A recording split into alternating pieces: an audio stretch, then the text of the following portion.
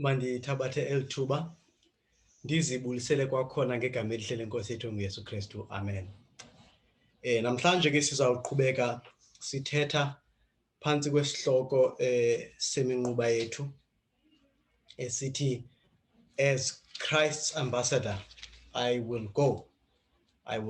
Namhlanje ke sizawuqala ilizwi lethu sifunde pha kwincwadi kaMateyu, incwadi kaMateyu chapter 28.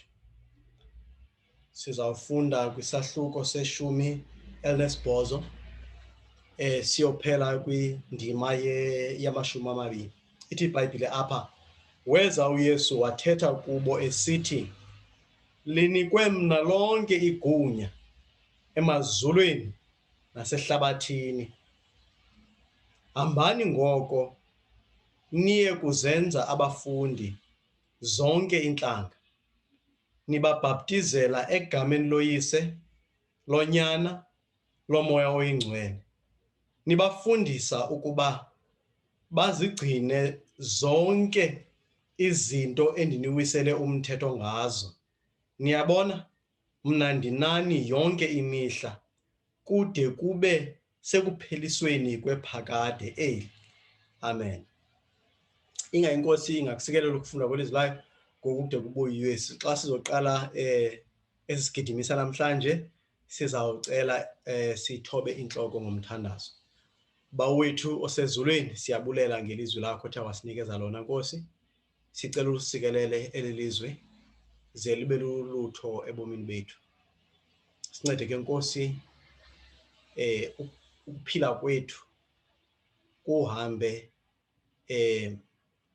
kuhambelane nelizwi lakho, ze intando yakho izenzeke ebomini bethu njengoba isenzeka ezulwini.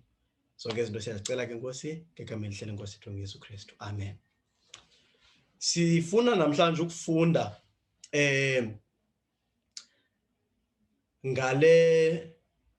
ngalomyalezo kaYesu asinikeze wona singabafundi bakhe. Bathi ke xa beyibiza abantu i-Great Commission, kuthiwa i-Great Commission. Okokuqala, iBhayibhile ithetha ngokuba senze abafundi zonke intlanga.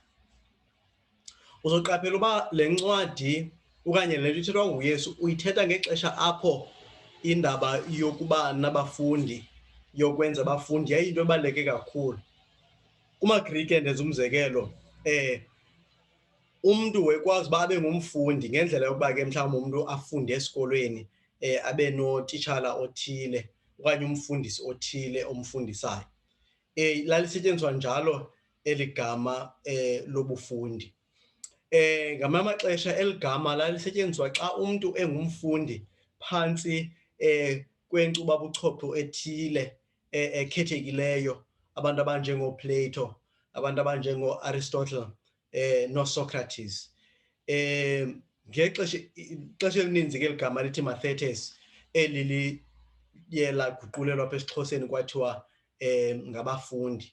Ngamanye amaxesha ke abantu babebizwa ngabafundi xa bekwisikolo esithile. Mhlawumbi kwakhona izikolo ezithile mos ngelaa xesha, kukhona izikolo zee-sophists njalo njalo, zazininzi ezo zikolo. Ngamanye amaxesha ke yayisetyenziswa njalo eli gama lobufundi.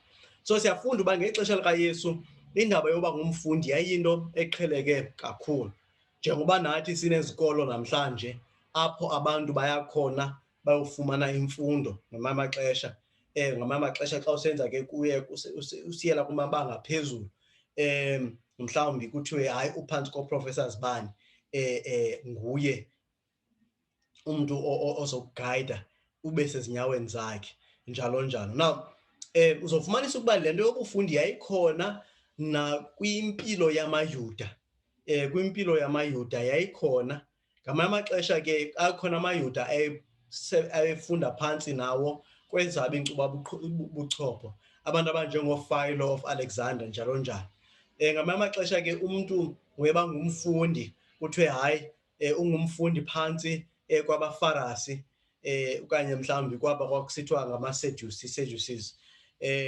Abanye ke babe phantsi kwabantu ababevukela, abantu abanjengezealots. Ndizama ukuthi yayikhona into yobufundi ngamanye amaxesha abantu babe ngabafundi, uve kuthiwa umntu ungumfundi womprofeti othile okanye umntu obonakala ingathi ngumprofeti wesiphelo. Ndizawukwenza nje umzekelo ngoYohane uMbhaptizi.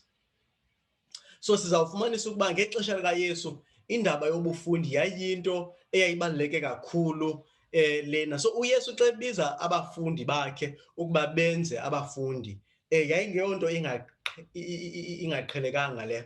Kodwa ke sawubona umahluko phakathi koYesu nendlela ebiza ngayo abafundi bakhe nomsebenzi wabafundi bakhe, nendlela ehluke ngayo kwezinye iindlela zokwenza abafundi. Enye into ndifuna siyiqaphele yesibini yinto yokuba uMateyu yincwadi lena egxile kakhulu apha ekuthetheni ngabafundi. Incwadi kaMateyu noko yincwadi ethetha kakhulu ngabafundi. Ndizokwenza umzekelo. Xa ufunda iintshumayelo ezininzi ezishunyayelwa nguYesu, incwadi kaMateyu izibonakalisa uYesu ezithetha kubafundi bakhe. Ewe ke zazikhona izihlwele, kodwa uzofumanisa ukuba abona bantu umyalezo wakhe awugxile kubo yayingabafundi bakhe. So kwenza umzekelo phayana kwincwadi kaMateyu isahluko sesi-5, indima yokuqala nesibini, phambi koba singene kulaa ntshumayelo kuthiwa yintshumayelo yasentabeni. Ithi iBhayibhile apha, uthe ke akuzibona izihlwele ezo wenyuka intaba waza akuhlala phantsi, beza kuye abafundi bakhe, wawuvula umlomo wakhe wabafundisa esithi. Uyaqaphela uba kuthethwe ngezihlwele apha, kodwa kuthiwa abona bantu babizwayo uba beza kuye kuthiwa ngabafundi bakhe. So ndifuna siyiqaphele loo nto leyo. Zoya napha kuMateyu isahluko se-10, xa ebanikeza ebathuma abafundi abalishumi elinesibini ukuba bahambe bayovakalisa iindaba ezilungileyo. Xa ebathuma ithi iBhayibhile phaa kwisahluko se-10, indima yokuqala nesibini, ithi iBhayibhile waza wababizela kuye abafundi bakhe abalishumi elinababini, wabanika igunya koomoya abangcolileyo ukuze babakhuphe nelokuphilisa izifo nezikhuhlane zonke. So iBhayibhile iyasixelela apha uba uYesu babizela bucala, ikakhulu enemfundiso afuna ubafundisa yona ezobaxelela indlela emabangene ngayo bephuma behambisa iindaba ezilungileyo. Uzofumanisa napha kwisahluko se-13, phaa kwindima ye-10 uyotsho kwe-11, ithi iBhayibhile, beza abafundi bathi kuye, kungani na ukuba uthethe kubo ngemizekeliso? Waphendula ke wathi kubo, kungokuba nikuphiwe nina ukuzazi iimfihlelo zobukumkani bamazulu, babe ke bona bengakuphiwanga. Uyaqaphela uba uYesu ezimfundiso zakhe uthi zilungiselelwe ukuba bazive abafundi aba, kodwa abanye njengabaFarisi bangaziva ngoba azenzelwanga uba bazive bona. Ayithethi loo nto ukuba uThixo wayengafuni bazazi ezi zinto, kodwa ngenxa yokuba indlela ababemjonge ngayo uYesu nendlela ababengazange bazamkele ezinye iimfundiso zakhe ezize ngaphambili, ngoku babengekho kwindawo apho uThixo anokubafundisa ezinye izinto. Wathi ke ezi ndinixelela zona zenzelwe ukuba nina nizazi, kodwa bona bangaziva. Yiyo loo nto ndithi xa ndithetha nje ndithethe ngemizekeliso. So siyayibona apha, singaya nakwezinye iindawo zininzi ezinye, kooMateyu chapter 18 zofumanisa uba uthetha into enye uYesu, naxa ethetha egweba okanye mhlawumbi eqalekisa abaFarisi uYesu, zofumanisa uba iBhayibhile ithetha ngokuba abona abantu babemphulaphule njengoba ithetha izinto wezithetha yayingabafundi. Xa usiya phaa kwisahluko se-23 ithi, waza uYesu wathetha kwisihlwele nakubafundi bakhe esithi, ababhali nabaFarisi bahleli esihlalweni sikaMoses, konke ngoko abasuka besithi kuni, kugcineni, ze nikugcine nikwenze, kodwa ke ningenzi ngokwemisebenzi yabo, kuba bathetha baze bangenzi. So siyayibona apha uYesu ukuba ithi iBhayibhile phaa kwindima yokuqala, ndifuna sijonge phaa kwindima yokuqala, ithi iBhayibhile wathetha kwisihlwele nakubafundi bakhe. Ewe isihlole siyabizwa, kodwa in particular ukanye ngokutsolisileyo uYesu ubonakala ingathi kakhulu uthetha nabafundi bakhe apha kule ndima. Siyayibona ke le nto isenzeka amatyela amaninzi apha kwincwadi kaMateyu uba iimfundiso ezininzi zikaYesu ziza kubafundi ikakhulu. Enye into esiyibonayo kukuba iimfundiso ezininzi ngobufundi uYesu azenza incwadi kaMateyu ziye kubafundi bakhe ubukhulu becala. Abafundi bakaYesu bavezwa ngendlela noko engcono kwincwadi kaMateyu kunencwadi kaMarko. Nangona nje benazo impazamo kwincwadi kaMateyu, akufani nakwincwadi kaMarko, ngoba incwadi kaMarko noko abafundi babona besoloko bezotywa ngendlela engancumisiyo noko. Kodwa ke apha kwincwadi kaMateyu noko zikhona iindawo ezincomekayo, nangona zikhona ke nezigxekekayo.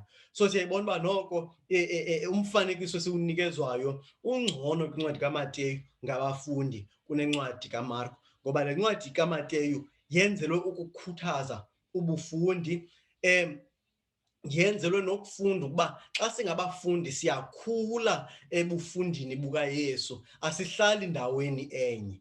Alright. Enye into esiyibonayo apha kwincwadi kaMateyu kukuba uYesu unethuba avezwa ebabiza abafundi. Siphinde siboniswa uYesu ebafundisa abafundi, ebaxhobisa.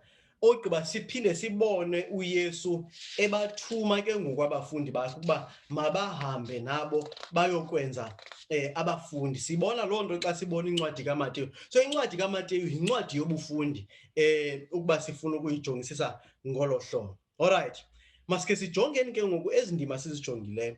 Ixesha elininzi ke kule ndima siye sayifunda apha, sifundile mos kule ndawo apho uYesu ithi iBhayibhile weza uYesu wathetha nabo esithi linikwe mna lonke igunya emazulwini nasehlabathini, hambani ngoko niye kuzenza abafundi zonke intlanga. Na umbuzo endifuna ukuwubuza ukuba ingaba yintoni kanye athi uYesu masiyenze? Yintoni eyona nto sithi xa sifunde ezi ndima funeke siphakame siyenze? Ingaba usibizele ukuba masihambe? Ingaba usibizele ukuba masenze abafundi? Okanye usibizele eyona nto asibizele yona kukuba sibhaptize? Yeyiphi kanye eyona nto asibizele yona apha uYesu? Na uzoqaphela uYesu phambi koba singene kuloo nto leyo, uYesu uthi kubafundi bakhe phaa kwindima ye-18, lonke igunya linikezwe yena ezulwini nasemhlabeni. Now uYesu engekabathuma abafundi bakhe uyabaqinisekisa uba heyi, lonke igunya, onke amandla asezandleni zam anikezwe mna ezulwini kunye nasemhlabeni.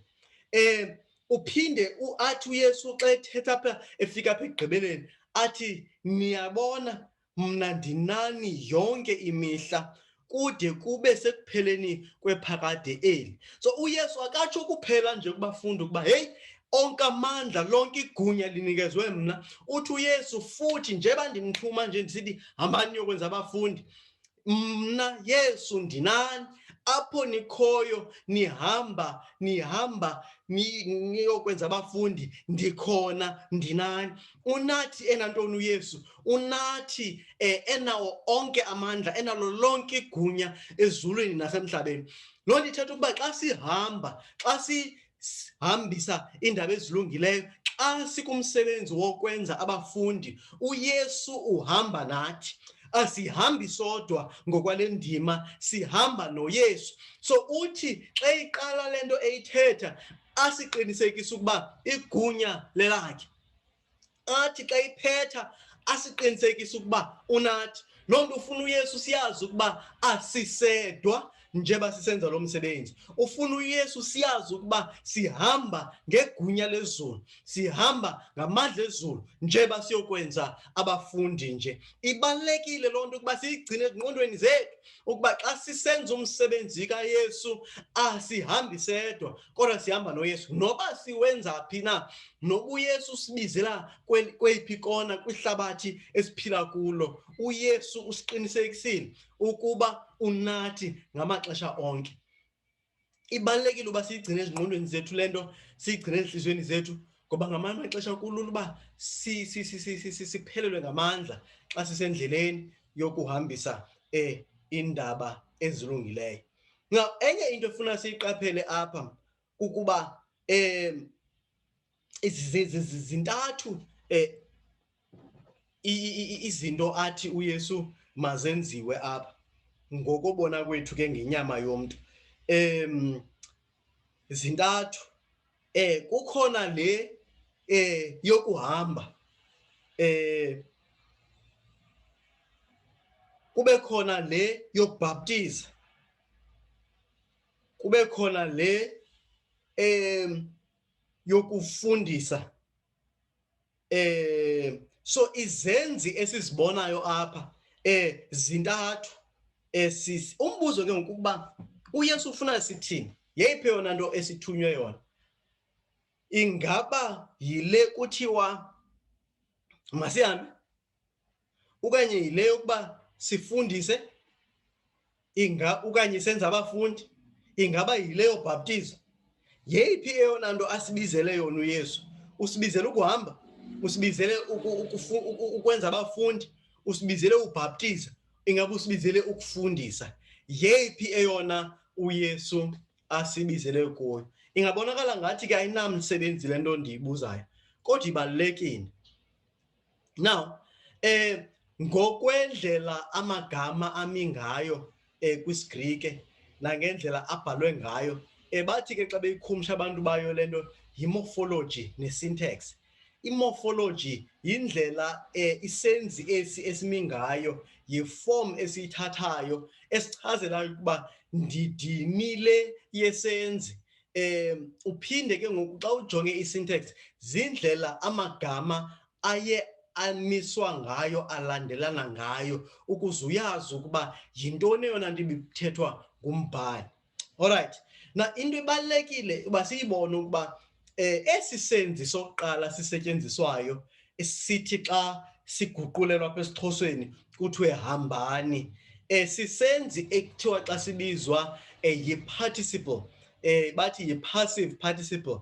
Le nto ke ithetha ukuba xa uyibona le ndidi yesenzi isetyenziswe kwisivakalisi, ikakhulu xa isetyenziswa phambi kwesenzi esi umongo wendima uhleli phezu kwaso, xa esi senzi kuthiwa yi-passive participle sisiza phambi kwesi umongo wentetha okanye wesivakalisi umi khona, ibonakalisa into ekumele yenzekile ukuze isenzo sesenzi esi sixwaye umongo wele nto wesivakalisi esi esenzeka. So le nto ithi ke ngoku le nto yinto ekumele yenzekile kuze eyona nto kuthiwe mayenzeke yenzeke. Nizayiva le nto ndiyithethayo. So isinikeze ke ngoku amanyathelo ekufuneka ethathiwe kuze le nto kufuneka yenzekile uyenze. Ndizokwenzela umzekelo, kuthiwa kuzoba khona uvoto, kuthiwe ke ngoku ze nihambe niye endaweni ethile, mhlawumbi masithi kuBulawayo, kwistation esithile, nizawufika phaa nivote.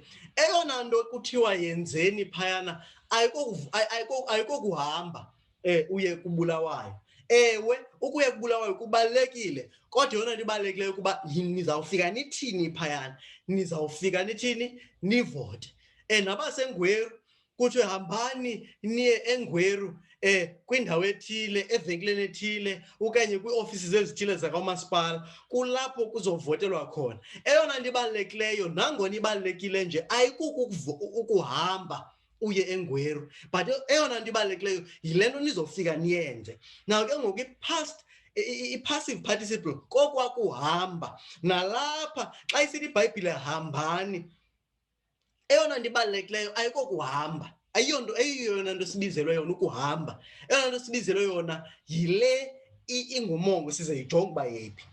Alright, xa sijonge ke ngoku isenzi sesibini, sesi kuthiwa nenze abafundi, nenze abafundi.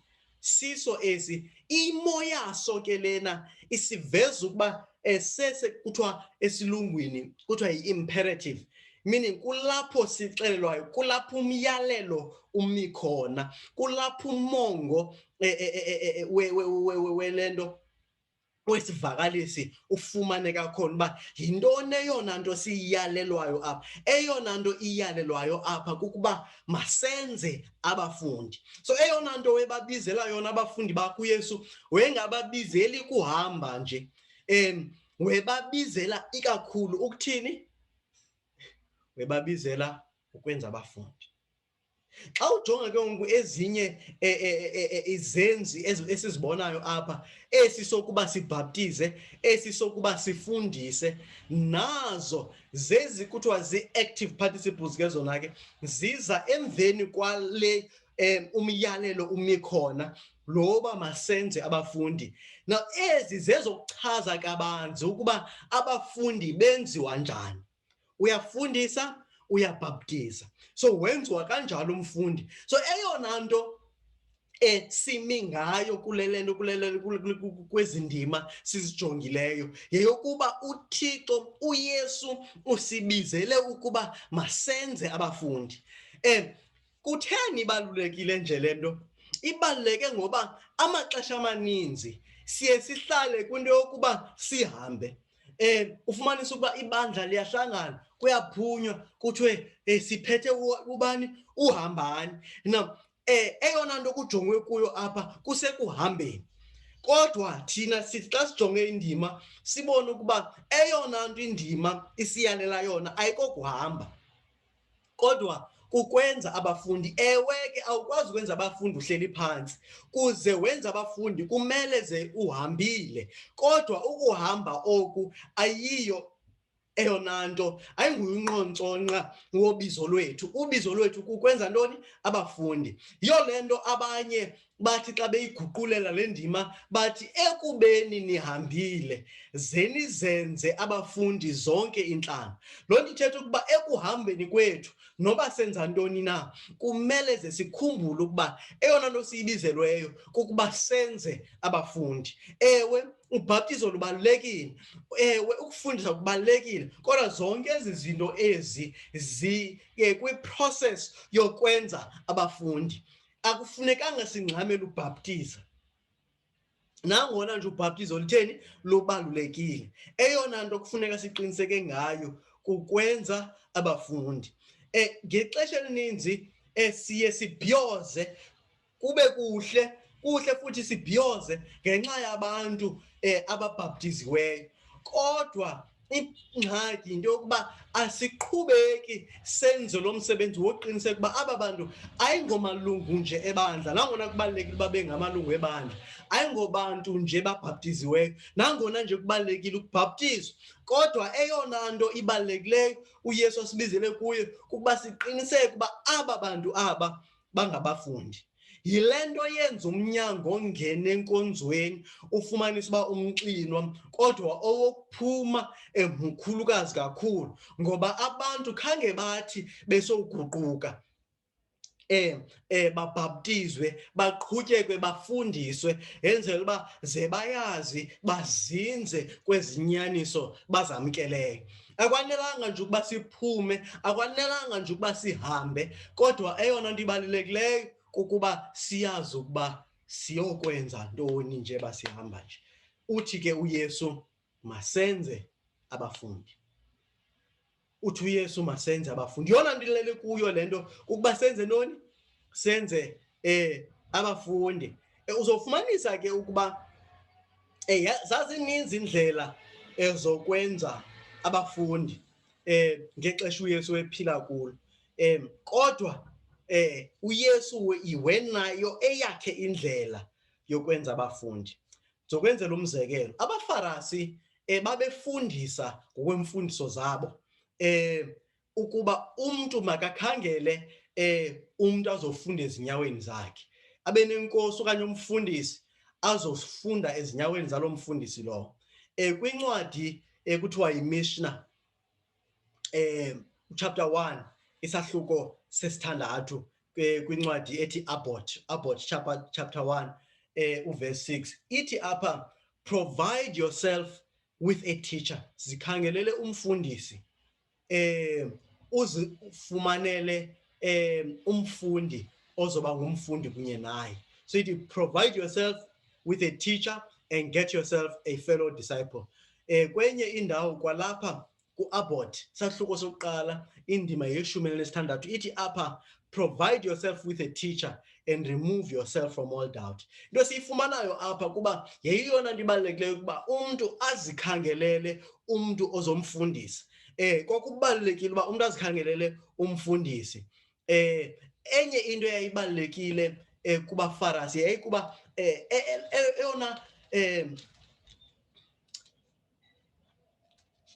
eyona nto umntu weyifuna apha ebomini xa engumfundi yeyokuba ngenye imini naye abe ngumfundisi, ahambe ebizwa ngamagama. Mamela ukuba uthini uYesu kwincwadi kaMateyu chapter 23 indima yesi-7 uthi nemibuliso, masiqale phaa kwindima yesi-6 uthi kananjalo bathanda izilimi zobukhuwa ezidlweni kwanezihlalo zobukhulu ezindlwini zesikhungu nemibuliso ezindaweni zembutho, nakubizwa ngabanye bathi Rabbi, Rabbi. So aba bantu babethanda ukuba babizwe ngoba bangorabhi ngabantu, beyithanda laa nto yokuba bahoywe, babizwe ngamagama amnandi njalo njalo.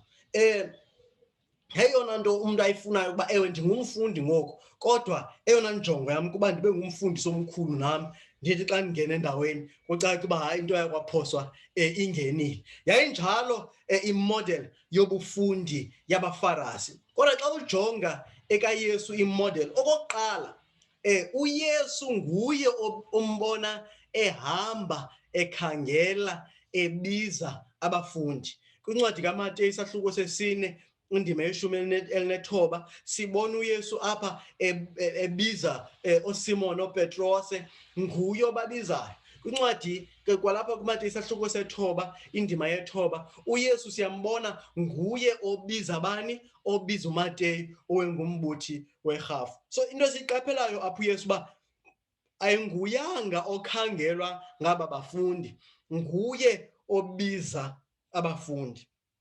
Ewe ke mhlawumbi singabona ukuba abanye abanjengoNathaniel mhlawumbi bahamba noPhilip bahamba bayokhangela oNathaniel njalo njalo, kodwa primarily abafundi bakaYesu nguye obabizayo, ababizele ebufundini. Enye into yesibini, uYesu xa ebiza abafundi bakhe yena akazizobi mfanekiso mhle uqhakazayo, noko ukhazimlayo, umbizayo umntu umbona uba hayi le nto inomtsalane shem, ndiyayirhalela nam le nto lena. uYesu ude athi abanye sebezi kuye befuna uba ngabafundi, ubona ingathi uYesu uyabaphoxa, ingathi uYesu akabakhuthazi uba bebe ngabafundi. Siyibona apha le nto kwincwadi kaMateyu isahluko sesi-8 indima ye-19 ithi iBhayibhile, kwaza mbhali uthile wathi kuye, Mfundisi, ndiya kukulandela apho ungaya khona. Athi uYesu kuye, iimpungutye zinemingxuma neentaka zezulu zineendawo zokuhlala, yena unyana womntu akanandawo apho angalalisa khona intloko. Uthe ke omnye wabafundi bakhe kuye, Nkosi, ndivumele ndiyokungcwaba ubawo wokuqala. Wathi ke uYesu kuye, landela mna, ubayeke abafileyo bangcwabe abafileyo babo. Na uYesu apha simbona kukhona abafundi, omnye wabo yayingumntu omkhulu ekuhlaleni, ababhali noko yayingengobantu baphantsi. Aba bantu kwasithiwa ngababhali yayingabantu noko abanemisebenzi ephakamileyo. So uYesu xa ezoba nomfundi ongumbhali, loo nto leyo yayizomnyusela kwinqanaba lobufundisi, kuthiwe hayi noko uYesu ngumfundisi omkhulu, jonga ude unabo nababhali phakathi kwabafundi bakhe. Kodwa uYesu akakhange ajonge loo nto. ithi le ndoda xa isiza kuye athi uYesu, ungangxami kakhulu, ndiyafuna nje uyazi uba njeba ufuna ulandela mna njengoba iintaka zezulu zinezindlu okanye zineendawo zohlala, njengoba iimpungu utye zinemingxuma, mnanyana womntu andinayo indawo yobeka intloko. So ubuzolandela mna, ungacingi ubuzondilandela kuba ukhangela ezi zinto eziqhakazayo, ezi zinto zintle, ezi zinto zinomtsalane. Yazi ukuba ubizelwa kubomi bokuncama.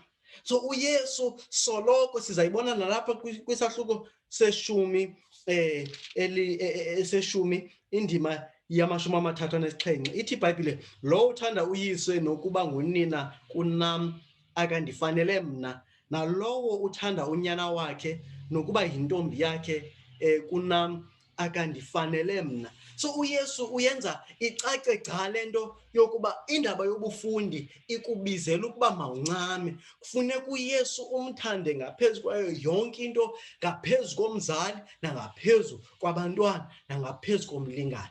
Utsho uYesu uthi, this is the cost of discipleship. Sisezothetha ke ngalena into, bendifuna nje ukuyiveza loo nto leyo ukuba uYesu uthi nje bebabiza abafundi bakhe ababonise kodwa ukuba hey, kufuneka uyazi ke ukuba apha kolu hambo uluthathayo luhambo lokuncama. Now, enye into oyiqaphelayo uYesu xa ebiza abafundi bakhe, uzofumanisa ukuba uYesu wesenza izinto ezazingaqhelekanga ekubizeni kwakhe abafundi. Indlela yokuba uYesu kwakukhona abantu abathile ongasoze ubacingela uba bazobizwa ekubeni babe ngabafundi. Mandenza umzekelo, abalobi bentlanzi, noko yayingobantu babejonge uba babe ngabafundi abo, kodwa uYesu uhamba ayokhetha phaa ebalobini bentlanzi afuna abafundi athi ubabizela kuye. Uzofumanisa ukuba nakwincwadi kaLuka, mandenza umzekelo, abantu ababejongelwe ukuba noko lona akanokwazi uba ngumfundi ngoba ungumntu ongumama, nangona nje babengeyiyo iphathi ye-12, kodwa babekhona oomama abebesebenzisana neministry kaYesu Kristu. Nasemnqamlezweni kakade babekhona bemi phayana ngoba bebesoloko belandelana noYesu. Ewe, babengeyiyo iphathi ye-12, ndisafuna ukuyitsho, kodwa uYesu webabizile. Loo nto iyasixelela ngokucacileyo ukuba akunyanzelekanga ukuba ube kwipozishini ephezulu ukuze ube ngumfundi kuYesu. Ungaba ngumfundi kuloo ndawo uYesu akubizele kuyo ekubeni uba ube ngumfundi. Kodwa siyambona uba uYesu phakathi kwabafundi bakhe unabo nabafundi abangabantu abangoomama. Uzofumanisa uba uYesu indlela abantu isizwe abasuka kuso yayingeyo criteria kaYesu yokhetha abafundi, ngoba siyabona uYesu esiyokunceda nabantu bentlanga kwiministry yakhe. Enye into esiyifundayo uYesu uba njengoba abaFarisi bona ukuba ngumfundi yayiyindlela ekhokhelela ukuba ube ngumfundisi, uYesu wawungumfundi yenzela uba i-main calling yakho is to actually minister to others. Yayingekukubizelwa ekubeni ube kwisihlalo esiphezulu, kodwa yayikukubizelwa ekubeni ube sisicaka. So uYesu ubiza abafundi bakhe ubabizela kwiministry yoba sisicaka. Niyakhumbula mos le ndima besikhe sayifunda ngabaFarisi ukuba babefuna indawo eziphezulu, babizwe ngokuba rabhi. Uthi ke ngoku uYesu kubo, ke nina maningabizwa kuthiwe rabhi kuba mnye umkhokeli wenu uKristu, nina ke nonke ningabazalwane. So siyayibona le nto leyo uba uYesu wababizela abafundi bakhe ukubeni babe ngabazalwane, babe zizicaka. uYesu usibizele ekubeni sibe zizicaka. Kwesihlanu esinto esiyibonayo ngale ndlela yobufundi kaYesu Kristu, uYesu ubabizele ukuba balandele yena nje ngomesiya, nje ngonyana kaThixo ophilayo. Siyibona into kuMateyu chapter 16 verse 16, asinalo ixesha loba siyijonge, kodwa abanye abafundisi bakwaSirayeli babekhomba abantu kumesiya ozayo, nditsho nkqu noYohane uMbhaptizi wena abafundi bakhe, kodwa yena webakhomba kuKristu ozayo.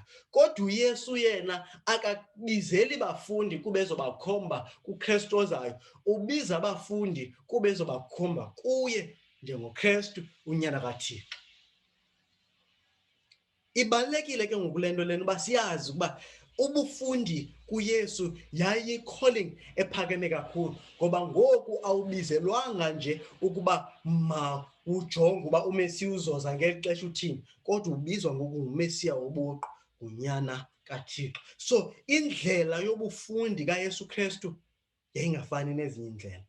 Xa silungiselela ke ngoku ukuba sisemaphethelweni okanye sisemaphethelweni esisigidimisa namhlanje, ndifuna ke ngoku sijonge imiba ethile ngobufundi phantsi koYesu Kristu, iinto ezithile nje ezibalulekileyo eziyinqontsonqa ebufundini, iminyathelo umntu ekufuneke eyihambile xa engumfundi kaYesu Kristu, neminyathelo afuna uqiniseka umntu abantu ababizele ebufundini bayayihamba. Okokuqala, into esiyifundayo ukuba singabafundi, eyokuqala into nje siyibizelwayo, sibizela ukulandela uYesu. Sibizelwa ukulandela uYesu. That's the first thing. Funeka singayilibali loo nto leyo.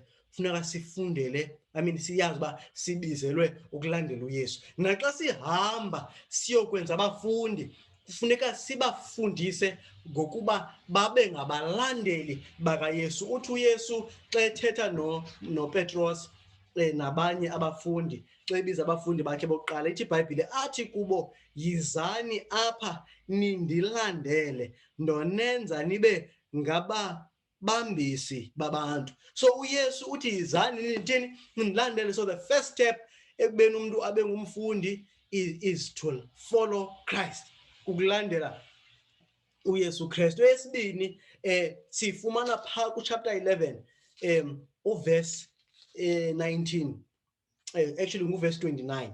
Ithi iBhayibhile apha xa ithetha abathengiswa ngepeni, abathengiswa ngepeni na, ndifunda indima erong.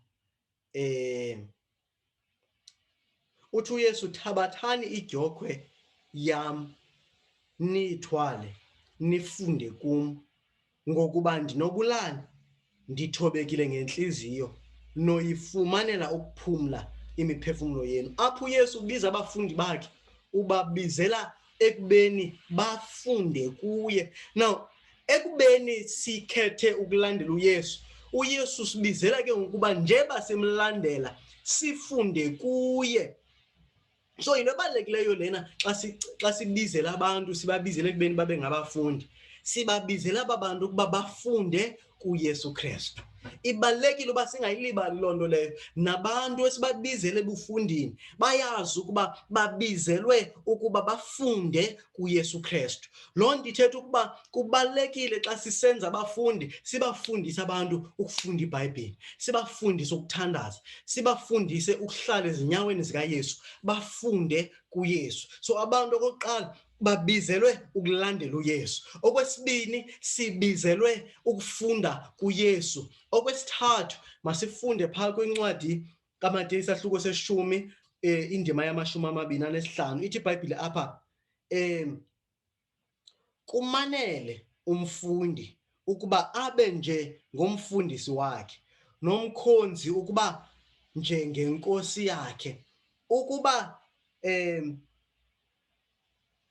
umninindlu bambize ngoBhelezebhubhe, akukhona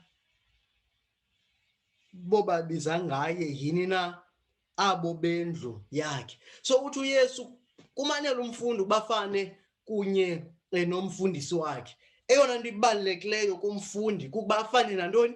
Nomfundisi wakhe. Nathi njengabo babizwe nguKristu, kufuneke sifunde ukuba siphile okanye sibonakalise isimilo sikaYesu ebomini bethu.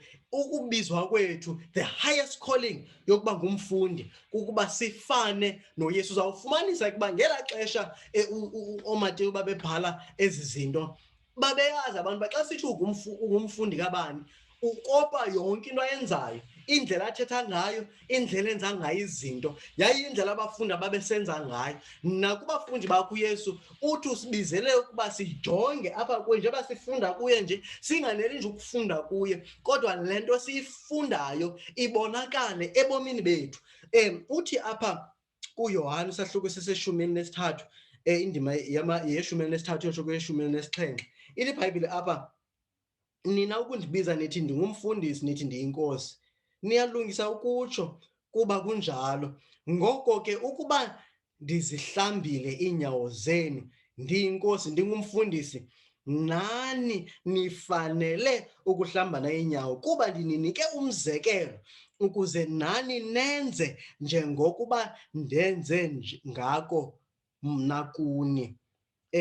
Inene ndithi kuni akukho mkhonzi omkhulu kunenkosi yakhe, namthunywa mkhulu kunalowo umthumileyo. So uYesu apha uthi le nto ndinibonise yona andinilindelanga nje ukuba niyibone, ndinilindele uba nithini, niyenze. Jonga uthini kwindima ye-17, ukuba niyazazi ezi zinto, ninoyolo nithi nizenze. So uyolo lwethu ayikokuba sizazi ezi zinto nje sithi hayi uYesu wathi, kodwa kumele ezi zinto sizaziyo ngobabalo lukaThixo, ngoMoya Oyingcwele ehlala ngaphakathi kuthi, sizenze. Eyokugqibela, ngobufundi ebalulekileyo siyifundayo kuYesu nakubufundi ngokukaYesu, ukuba lowo ungumfundi kaKrestu ubizelwe ukuvakalisa ngoYesu Krestu. Sifundile ke le ndima apha kwincwadi kaMateyu ethi hambani ngoko niyokuzenza abafundi zonke iintlanga, okanye ekubeni nihambile zenzeni abafundi zonke iintlanga. Emveni koba siye samlandela uYesu, emveni koba siye safunda kuYesu, emveni koba sifunde ukumbonakalisa uYesu ebomini bethu nasezimilweni zethu, uYesu usibizele ekubeni sivakalise ngoYesu Krestu. uYesu usibizele ukuba akwanelanga ukuba thina sifumane ubuncwane bokuhamba noYesu sedwa, kodwa uYesu usibizele ekubeni siphile ubomi bokubizela abantu kuye, sibenze abafundi, sibafundise ukulandela uYesu, sibafundise ukufunda kuYesu, sibafundise ukubonakalisa uYesu, emveni koko sibafundise ukuvakalisa uYesu. Xa sisenza lo msebenzi, bathandekayo, sizawubona umsebenzi wethu uhambela phambili, ugidima ngendlela esingazange siwubone ugidima ngayo, ngoba ngoku asibize okanye asenzi bafundi ngeyethu indlela, kodwa silandela emanyathelweni kaYesu Krestu wokwenza abafundi. Inkosi ingasinceda ngamana, inkosi ingasipha amandla ukuba sibonakalise le nto. Ekugqibeleni, eyona nto yenza sibe namandla, isigidimi sethu, kukuba esi sigidimi sibonakale ebomini bethu. Lo Krestu simshumayelayo kuze abe namandla, kuze eligunya likaYesu Krestu lisezulwini nasemhlabeni besithethe ngalo livakale, libonakale ebomini bethu. Iimfundiso zikaYesu Krestu zizawubonakala ebomini bethu, isigidimi sethu sizawubonakala kubomi esibuphilayo. Uthi uMama White kulaa ncwadi ithi Christ's Object Lessons, upage 69, Christ's Object Lessons, page 69, iimfundiso zikaYesu eziyimizekeliso, iphepha le-69, ithi Christ is waiting with longing desire for the manifestation of himself in his church. uYesu kulindele ngolangazelelo olungummangaliso ukubonakaliswa kwakhe libandla lakhe. When the character of Christ shall be perfectly reproduced in his people, then he will come to claim them as his own. Xa isimilo sikaKrestu sithe sabonakaliswa ngokugqibeleleyo ebantwaneni bakhe okanye ebantwini bakhe, uzokwandula ukuzobabangela kuye. It is the privilege of every Christian not only to look for but to hasten the coming of our Lord Jesus Christ. Guluxanduva lomKristu wonke ukuba angajongi nje ekuzeni kwesibini kukaKristu, kodwa akukhawulezise ukuza kwesibini kwakhe, where all who profess his name bearing fruit to his glory, how quickly the whole world would be sown with the seed of the gospel. Ukuba ke wonke ubani ozibiza ngegama lakhe ebebonakalisa isiqhamo esizisa uzuko kuye, bekunokhawuleza kangakanani na ukuhamba kwendaba ezilungileyo, lityalwe imbewu yendaba ezilungileyo kwihlabathi liphela. Uthi quickly the last great harvest would be ripened and Christ would come to gather the precious grain. Ngesaquphe isivuno sokugqibela besizovuthwa aze uYesu aze azosiqokelela kuye esi sivuno. Incwadi uChrist Object Lessons page 69. Into esiyibonayo apha kukuba asibizelwanga nje kuphela ukuba sivakalise uKristu ngamazwi ethu, sibizelwe ukuba sibe ngabafundi bakaYesu, sifunde kuYesu, silandele uYesu, sibonakalise uYesu ngesimilo sethu. Kulapho sizawuthi sikwazi ukuba into esiyishumayelayo ibe namandla yokusebenza kwabo sibashumayezayo. Inkosi ingasinceda sonke sithathe izigqibo zokuba, Nkosi, ndifuna uba ngumfundi mna kuqala. Ekubeni ndingumfundi, ndithi ekuhambeni kwam, noba ndikhwele kwizithuthi zendlela, noba ndisesikolweni, noba ndisemsebenzini, noba ndisekhayeni, noba ndihleli emcimbini, noba ndihleli kwamasipala, noba ndihleli epalamente, apho Nkosi undibizele khona, ndinikeze ukusindwa lubizo lokwenza abafundi.